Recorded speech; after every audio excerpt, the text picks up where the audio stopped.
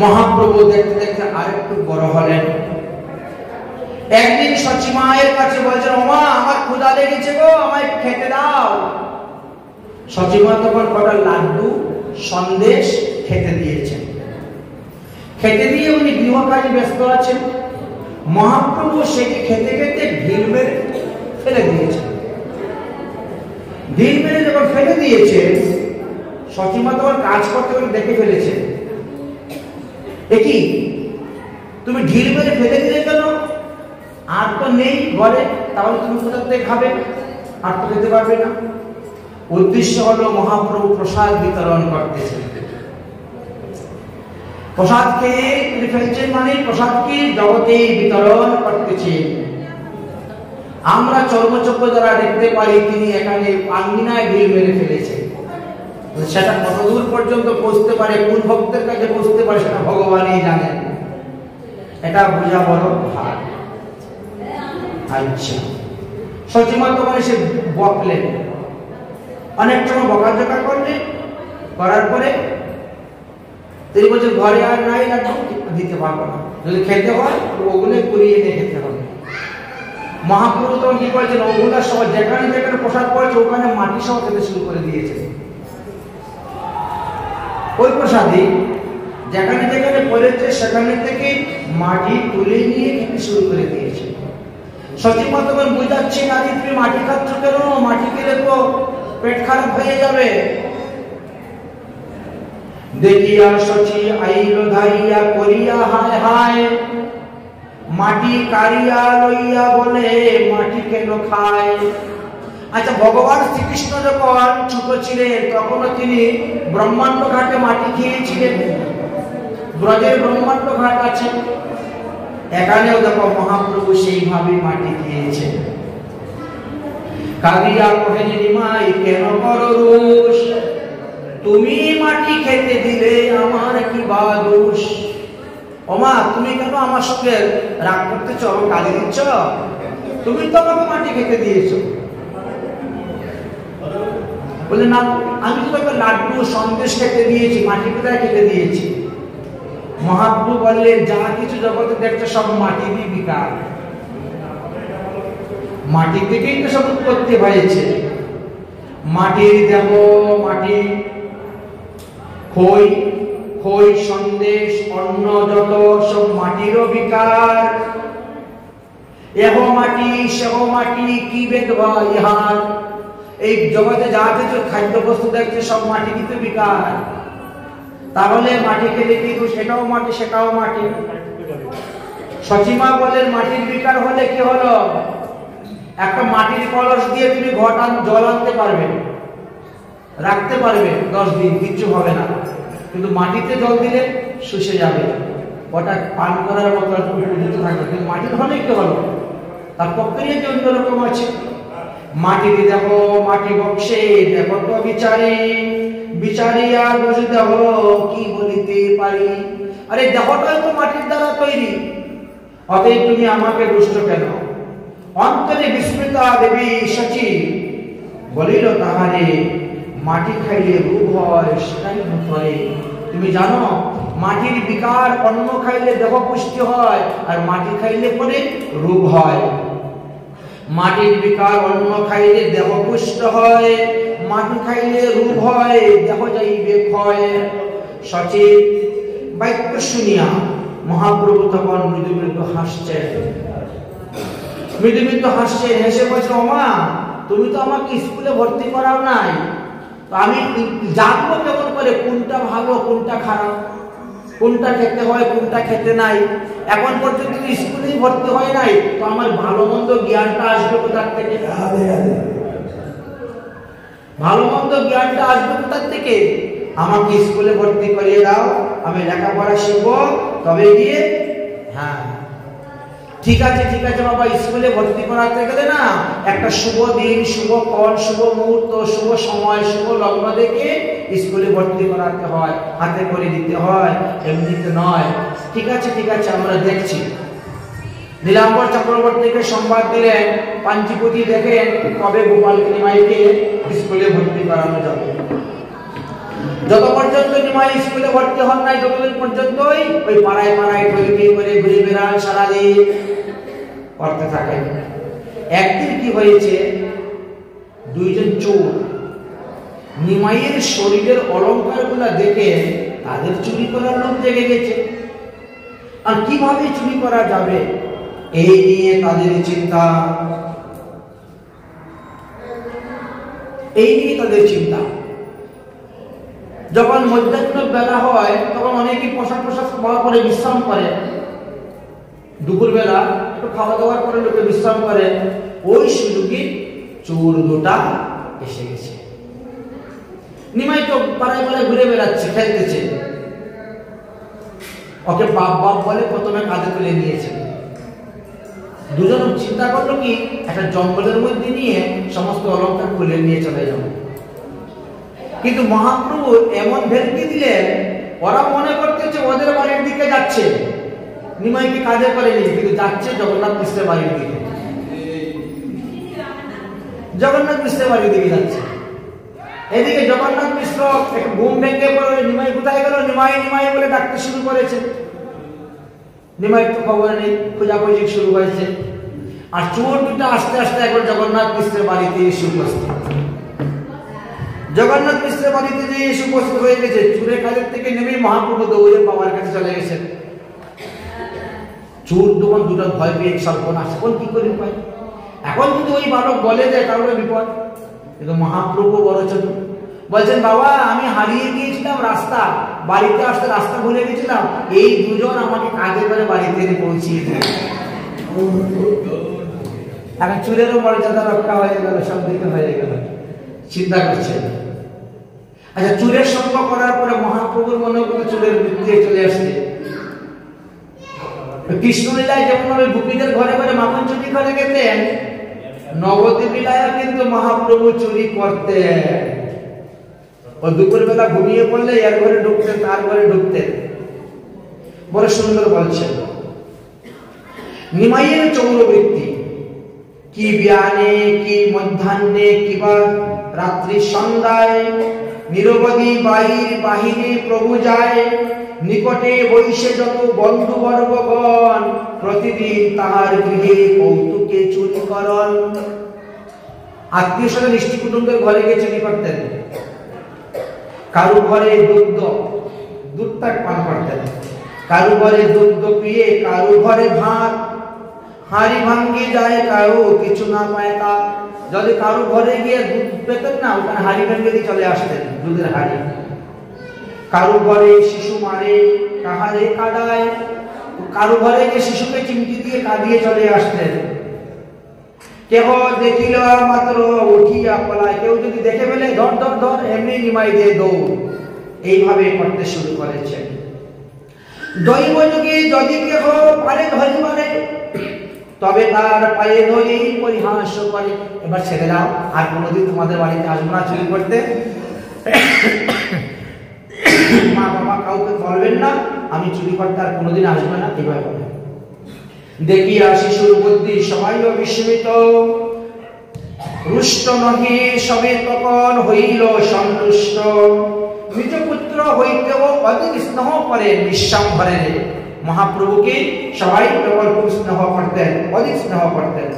এই মতো রঙ্গ করে বৈকুণ্ঠের রায়, নবদ্বীপের কেউ চিনিতে না পায়।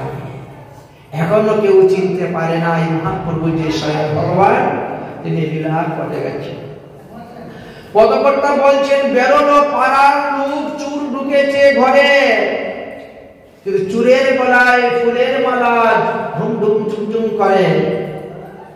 নালয় চুর ঘটি বাটি, নালয় টাকা করি, যার ঘরে পায় ভোগ প্রসাদ সেই ঘরে করে চুরি। যাদের ঘরে ভোগ লাগিয়ে প্রসাদ পায় ওদের ঘরেই চুরি করতে যান মহাপ্রভুদের ঘরে নয়। দুয়ার চেপে বসলো বুড়ি, চুর ধরিবার আসে।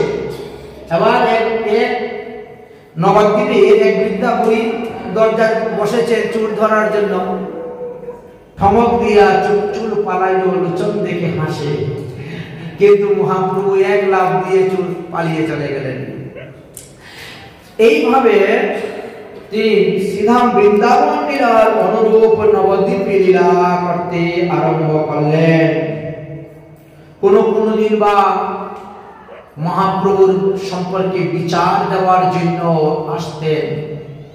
পুরুষ লোকেরা অধিকাংশ সময়ে জগন্নাথ মিশ্রের কাছে বিচার দিতেন, আর মহিলা যারা এরা সচী মায়ের কাছে বিচার দিতেন। তো নবদ্বীপেও অনেক কুমারী কন্যা ছিলেন, তারাও গঙ্গা স্নান করতে যান। গঙ্গা স্নান করার পরে গঙ্গার তীরে শিব পূজা আছে, শিব পূজা করতে যান, বা অন্যান্য মন্দিরে পূজা করে তারা ভগবানের কাছে বর চাইতে যান।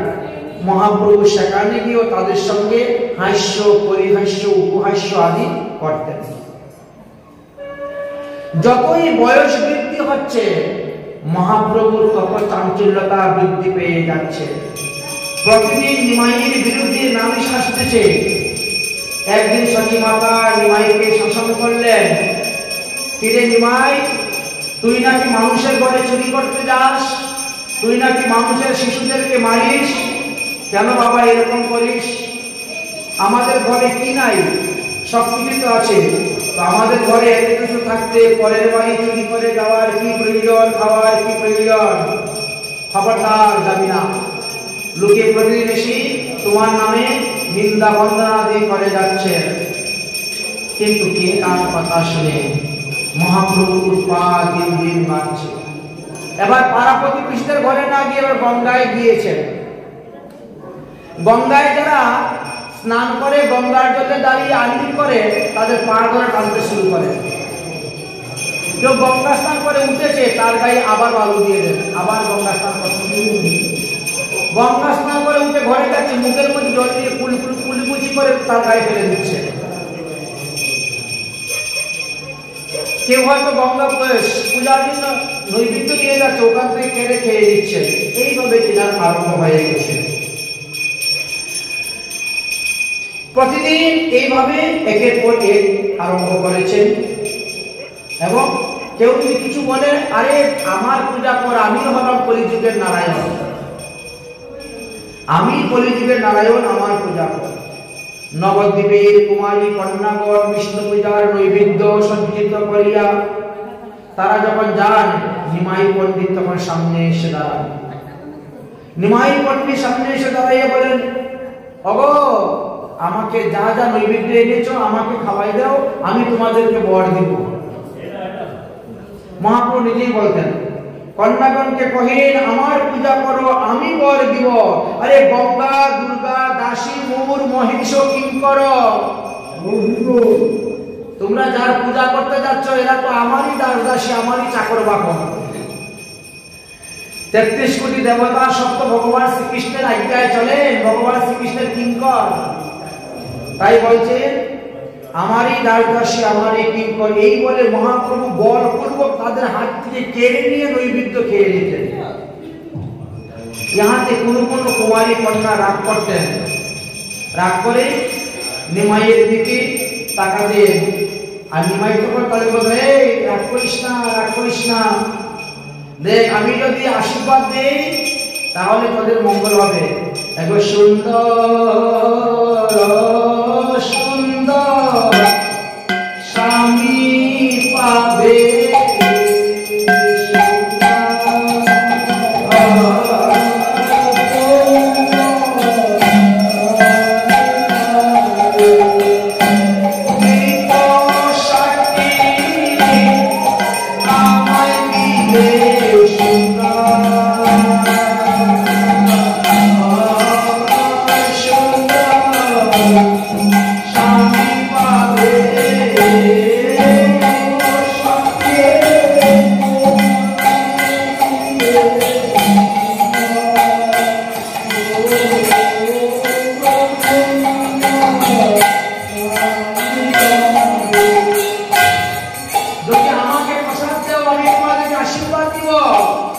তোমরা সুন্দর সুন্দর স্বামী পাবে, তোমরা সৌভাগ্যবতী হবে, সপ্ত পুত্রের জননী হবে। অতএব প্রতিদিন এসে আমাকে তোমরা নৈবেদ্য দিয়ে যাবে। যারা আমাকে নৈবেদ্য না দিয়ে দেবদেবীকে পূজা করবে, কালীকে পূজা করবে, গঙ্গাকে পূজা করবে, মহাদেবকে পূজা করবে, আমি কিন্তু অভিসম্পাদ দিব। যদি বলে নৈবেদ্য না দেও হইবে কৃপণী, বুড়া বর্তা হইবে তোর চার সতিনী। তিনি যেমন বর দিতে পারেন তেমন আবার অভিশাপ দিতে পারেন। তাই বলছেন আমাকে প্রসাদ না দেওয়া করতে হবে, বলে বুড়া পতি পাবে গো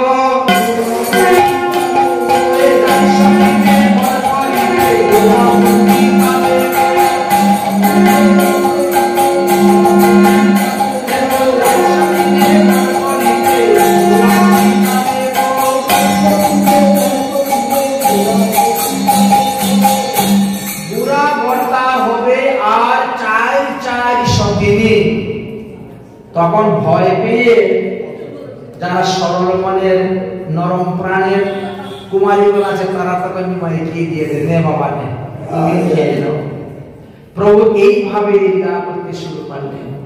আচ্ছা, দাপর যুগে গোপীদের সঙ্গে ভগবান যেভাবে লীলা করতেন, আজ নবদ্বীপের কুমারী কন্যাদের সঙ্গে তিনি সেইভাবে লীলা করতে শুরু করেছেন। নিমাইয়ের চাঞ্চল্যতা নবদ্বীপে দিন দিন বেড়ে যাচ্ছে। জগন্নাথ মিশ্রের কাছে অনেকে বিচার দিতে আসছেন। জগন্নাথ মিশ্রকে এসে বলতেছেন, দেখো দেখো তোমার ছেলেকে সাবধান করো, তোমার ছেলে কোন রাজার কুমার, প্রতিদিন এইভাবে দুষ্টুমি করবে, আমরা আর কত সহ্য করব। কেহ বলে মূল শিবলিঙ্গ করলো চুরি, কেহ বলে মূল লইয়া গেল পুঁথি উত্তরী, কেহ বলে মূল লইয়া গেল উত্তরী, কেহ বলে সন্ধ্যা করিতে জলেতে বসি, ডুব দিয়া লইয়া যায় চরণেতে ধরি, কেহ বলে আমার না রহে সাজি ধুতি, কেহ বলে আমার চূড়াই গীতা পুঁতি, কেহ বলে বৈষ্ণবর পূজার আসনে নৈবেদ্য খাইয়া বিষ্ণু পূজে সে আপনে, অতএব তোমার ছেলেকে তুমি শাসন করো, তোমার শাসন করো।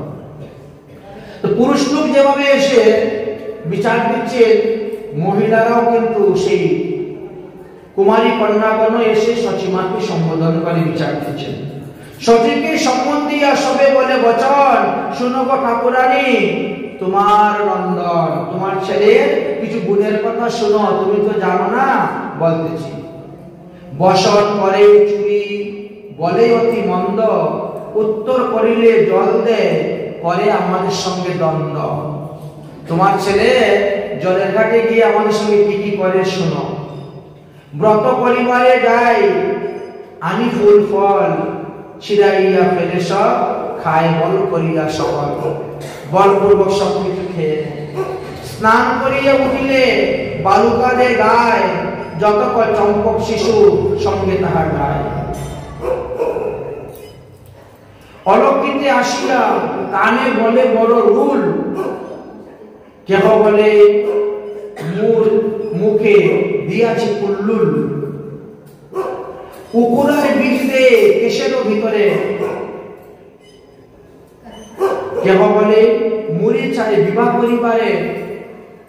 প্রতিদিন এই মতো করে ব্যবহার, তোমার নিমাই কোন রাজার কুমার, নিবারণ করো ধার আপনি ছাওয়াল, নদিয়া হেন কর্ম ভালো নহে কাল।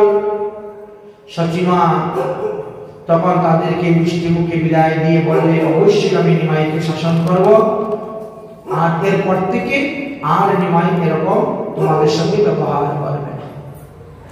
এবার সচিমা জগন্নাথ মিশ্র খুব রেগে গেলেন, মহাপ্রভুকে শাসন করলেন, চারিদিকে খবরদার আজ থেকে আর ঘরের বাইরে যাবে না, যা কিছু করবে বাড়িতে খেলাধুলা কর, যা কিছু, বাইরে কোনো খেলাধুলা নেই। বাড়িতে খেলাধুলা করতে গিয়ে কত হাড়ি ভেঙে দেয়, কত কিছু ভেঙে দিচ্ছে নিমাই। সচিমা কিছুই বলেন না। কিন্তু নবদ্বীপে বৃন্দাবনে 2 পয়সার মাটির হাড়ি গোপাল ভেঙেছিল বলে মা যশোদা তাকে বেঁধে রেখে দিয়েছে, আর নবদ্বীপে এত কিছু ভেঙে দিচ্ছে মহাপ্রভু। সচিমা কিছুই বলেন না। এই জন্য লোকে বলে নবদ্বীপে অপরাধের ভয় নাই, বৃন্দাবনে কিন্তু অপরাধের ভয় আছে, কৃষ্ণ ছাড়া পায় নাই। 2 পয়সার মাটির হাড়ি ভেঙে দিয়ে তাকেও বেঁধে রেখেছিল। যাই হোক, মহাপ্রভু এখন আর কোথায় জানেন না, বাড়িতে আছেন, পাড়ায় পাড়ায় ঘুরে বেড়ান না। একদিন এক কৈতরীয় ব্রাহ্মণ এসে বাড়িতে উপস্থিত হয়েছেন তীর্থ ভ্রমণ করতে করতে। নদিয়া জেলার দুগাছি গ্রামে ওই ব্রাহ্মণ ছিলেন, নামটা হলো দ্বিজ বলরাম দাস। তিনি তীর্থ ভ্রমণ করতে বেরিয়েছেন। একটা শালগ্রাম শিলা আছে ছোট, এটা গলার মধ্যে উনি ঝুলিয়ে রাখতেন, আর ওটা নিয়ে তীর্থ ভ্রমণে যেতেন পদব্রজে। সম্পূর্ণ ভারতবর্ষ যত তীর্থ তিনি ভ্রমণ করবেন, তাই পায়ে হেঁটে বেরিয়েছেন। যেখানে সন্ধ্যা হয় সেখানে পুরো সাধুগুরু বৈষ্ণবের বাড়িতে যান, নিজের হাতে রান্না করে ভগবানের ভোগ দিয়ে তিনি প্রসাদ গ্রহণ করেন। এইভাবে ভারতবর্ষ ভ্রমণ করতে করতে করতে করতে জগন্নাথ মিশ্রের গৃহে এসে উপস্থিত হয়েছেন। জগন্নাথ মিশ্র অতি আদরের সহিত তেনাকে রাখলেন, সেবার বন্দোবস্ত করে দিলেন। তিনি নিজের হাতে রান্না করে ভগবানকে ভোগ লাগিয়ে যখন ধ্যান করতেছেন, তখন মহাপ্রভু এসে খেতে শুরু করে দিয়েছে। চক্ষু খুলে বলে, হায় হায় হায় হায়, দেখো দেখো দেখো জগন্নাথ মিশ্র, তোমার ছেলে আমার ভোগের নৈবেদ্য খেয়ে দিয়েছে। জগন্নাথ মিশ্র খুব রেগে গেলেন। জগন্নাথ মিশ্র যখন রেগে গিয়েছেন, তখন বিশ্বরূপ এসে নিমাইকে খুলে করে নিয়ে চলে গেছে। আপনি আরেকবার রান্না করুন, আরেকবার রান্না করে আপনি ভোগ দিয়ে প্রসাদ পান। আমি নিমাইকে নিয়ে চলে গেলাম। নিমাইকে নিয়ে চলে গিয়েছে, আবার রান্না বান্না করে ভোগ দিয়েছেন, আবার ভোগ নিবেদন করে ধ্যানে বসছেন। কোন অলক্ষিত মহাপ্রভু এসে আবার খেতে শুরু করে দিয়েছেন। আবার মাথায় হাত দিয়ে হায় হায় করতে শুরু করেছে। সচিমা তখন বলছেন, আমি নিমাইকে নিয়ে চলে যাচ্ছি দূর বাড়ি, অনেক দূরে বাড়িতে গিয়ে ওখানে নিমাইকে ঘুম পাতাই দিব। বিশ্বরূপ, তুমি রান্নার ব্যবস্থা করে দাও, আবার রান্না করুন, আপনি ভোগ দেন, প্রসাদ পান। অতিথি ব্রাহ্মণ, আপনি আমার বাড়িতে উপবাস থাকবেন, এটা হয় না। অতএব আরেকবার রান্না করুন।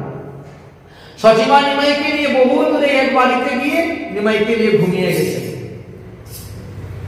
দিনের বেলায়, ঘটনাটা দিনের বেলায় হচ্ছে, দুপুরে খাওয়া দাওয়ার পরে যেন ঘুমায় সেই ঘুমায়। আর ওই বিপ্র রান্না করে তৃতীয়বার ভোগ দিয়ে ধ্যান করতেছেন, মহাপ্রভু ওখান থেকে চলে এসেছেন। সচিমা কিন্তু ঘুমিয়ে, আর মহাপ্রভু ওখান থেকে চলে এসে খেতে শুরু করে দিয়েছে। যখন খেতে শুরু করেছে, তখন ওই বিপ্রর ধ্যান, হায় হায়, এই হায় হায় করো কেন? হ্যাঁ, তুমি মন্ত্র বলে আমাকে ডাকো এসে আমি সেবা গ্রহণ করার জন্য, আর আমি যখন সেবা গ্রহণ করি তখন তুমি হায় হায় করো। এটা তোমার কেমন বিচার? তুমি ডাকো বলেই তো আমি আসি। তুমি যদি না ডাকতে তাহলে কি আমি আসতাম তোমার এখানে সেবা গ্রহণ করতে? আমি আসতাম না। তুমি ডেকেছো বলে আমি এসেছি, আর আমি এসে যখন সেবা গ্রহণ করি আর তখন তুমি হায় হায় করো করে আমার মায়ের কাছে বিচার দাও, আমার ভাইয়ের কাছে বিচার দাও, আমার বাবার কাছে বিচার দাও, তোমাদের দুষ্ট বালক আমার নৈবেদ্য নষ্ট করে দিয়েছে।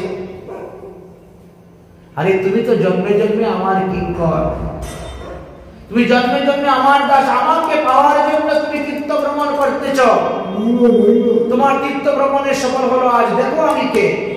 এই বলে ভগবান আসল দর্শন দিলেন।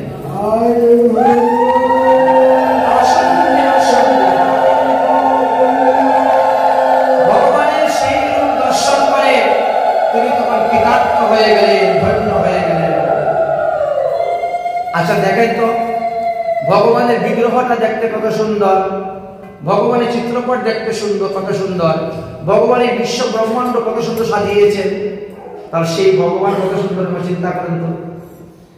ওই ভগবান না জানে কত সুন্দর। নামে তোমারি তারনহারা,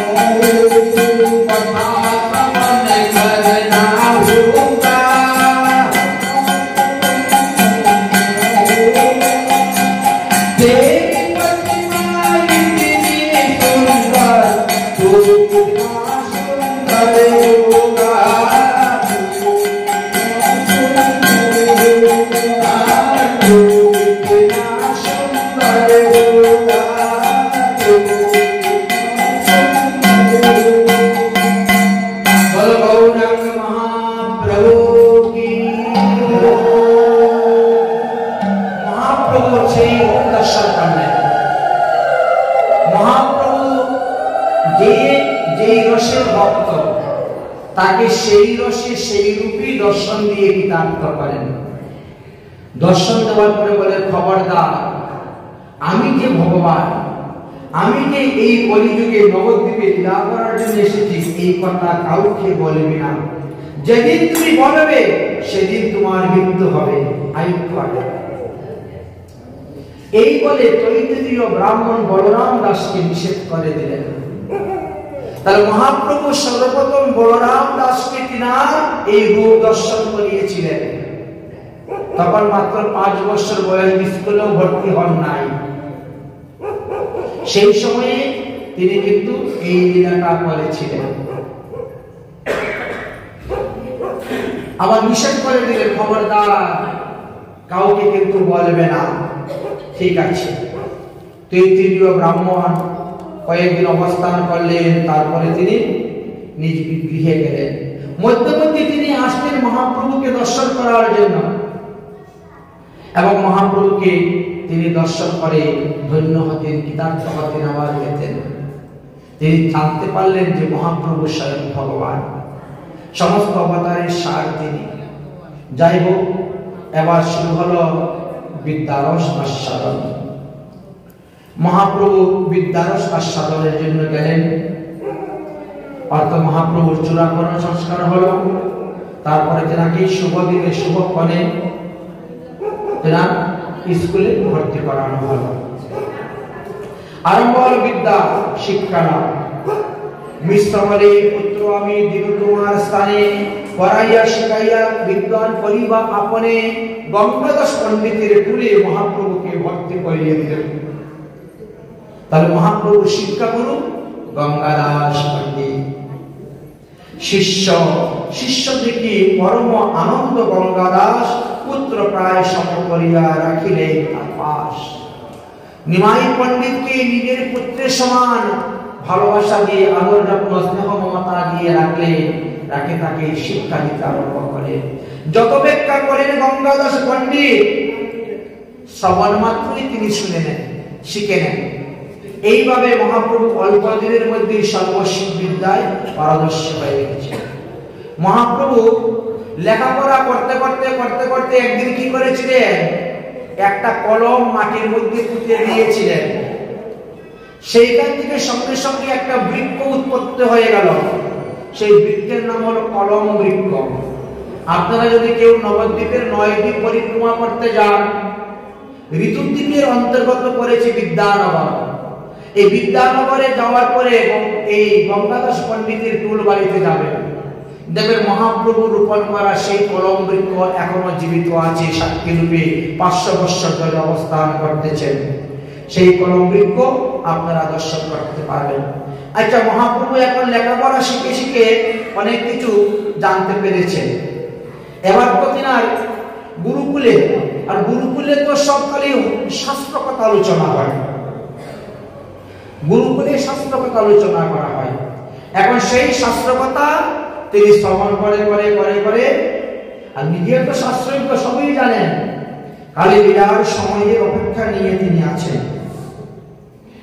একদিন কি হয়েছে, একদিন মহাপ্রভু এসেছেন, এসে সচিমাতাকে বলছেন, মা, তোমাকে আজকে থেকে একটা প্রতিজ্ঞা করতে হবে। কি রে বাবা প্রতিজ্ঞা?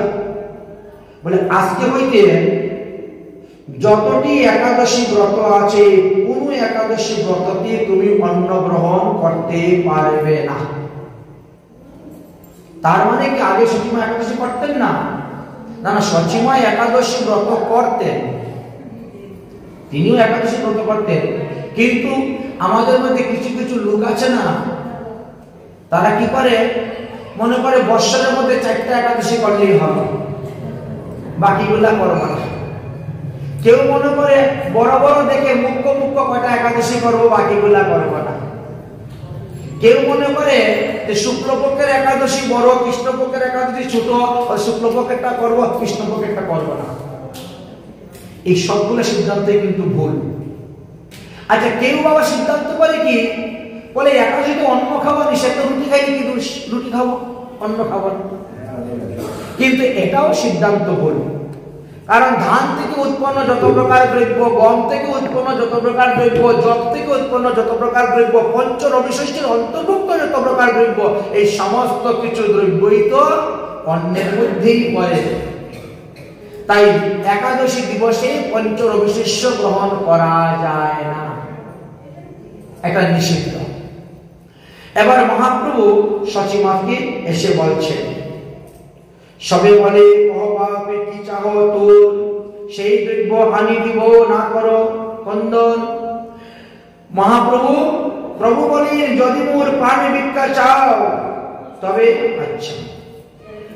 এইভাবে মহাপ্রভু একাদশী ব্রতের মহিমা। আজ আমাদের কিন্তু আগামী সোমবারে একাদশী ব্রত করেছে।